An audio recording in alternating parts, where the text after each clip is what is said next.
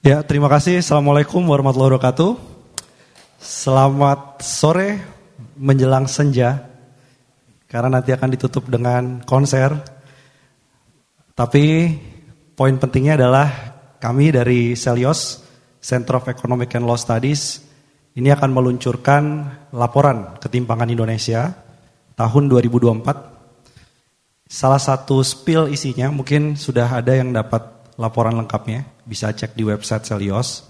Tapi salah satu spillnya adalah kita membongkar akar fundamental ketimpangan yang jarang dibahas karena biasanya Badan Pusat Statistik itu hanya melakukan survei, ditanya per orang sisi pengeluaran, bukan dari sisi aset. Jadi kita melengkapi dengan melihat kalau ketimpangan itu sebenarnya makin melebar. Karena kalau dilihat pakai rasio gini atau ketimpangan versi pengeluaran, itu nggak kelihatan bahwa ketimpangan memburuk. Tapi yang kita hadapi sekarang itu matching dengan ketimpangan aset. Ada yang tahu berapa rata-rata tabungan orang Indonesia? Yang jawab bisa saya kasih buku. Salah. Ini kan sebagian saya undang kan ada peneliti ya. Susah juga. Jadi rata-rata itu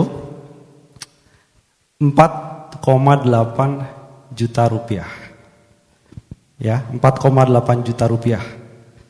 Sementara ada yang tabungannya itu di atas 100 miliar rupiah, hanya satu nomor rekening. Bisa berapa kali nonton konser Coldplay atau Frau itu ya kan? Tuh. Yang kedua, kita melihat asal mula ketimpangan juga berasal dari semakin maraknya sektor ekstraktif. Batu bara, nikel, logging, babat hutan di Papua atas nama bioenergi dari etanol. Jadi ke depan ini kita harus mengantisipasi memburuknya ketimpangan, akumulasi aset di segelintir pejabat dan juga pengusaha karena mereka mendapatkan konsesi luar biasa besar dan produknya sebenarnya nggak jauh-jauh dari produk ekstraktif. Zaman Belanda, mereka datang ke sini berburu rempah-rempah. Era Soeharto, habis sebagian hutan kita untuk logging kayu. Sampai ada banjir log di Kalimantan. Sawit, batu bara next, sekarang atas nama hilirisasi. Ternyata booming hilirisasi makin memicu ketimpangan yang makin lebar. Itulah menjadi penjelasan kenapa isu sekarang adalah isu kelas menengah yang jumlahnya semakin turun. Upahnya ditekan, biaya hidup semakin naik, rahasia kaya selain dapat konsesi lahan, berbagai lahan pemerintah adalah spekulasi tanah. Karena mulai gak masuk akal, upahnya cuma naik 3%. Aceh, ada beberapa daerah Aceh, upah minimumnya naik cuma 1,8% satu tahun.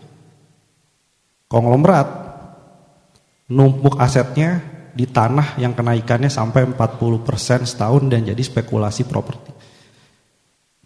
Anak kelas menengah makin banyak yang terancam jadi gelandangan.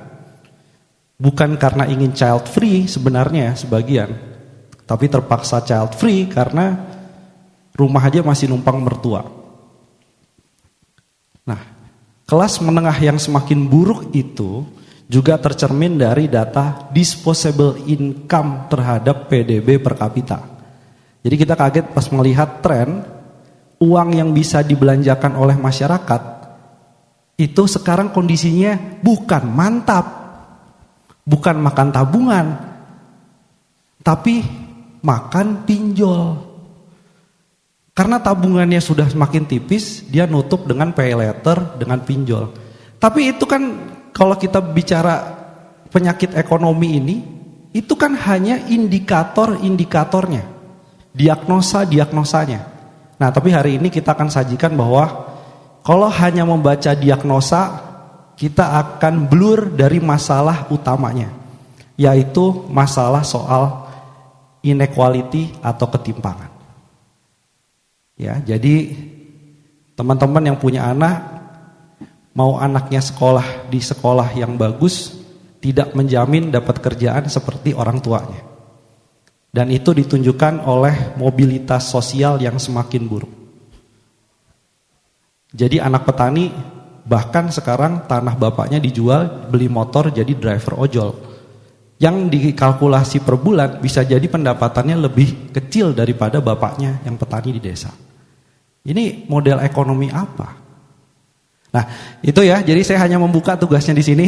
Jadi bukan menyampaikan laporannya. Nanti ada teman yang menyampaikan. Saya ucapkan terima kasih. Sekali lagi selamat datang. Sebagian ini adalah teman-teman jurnalis, peneliti, ada Mbak Aswin, Mas Dandi, Mas Unang nanti yang akan memaparkan dan menanggapi. Kita minta kritik-kritiknya yang tajam. Jadi kali ini Mas Dandi biasa di belakang layar bikin film, sekarang kita minta di depan layar.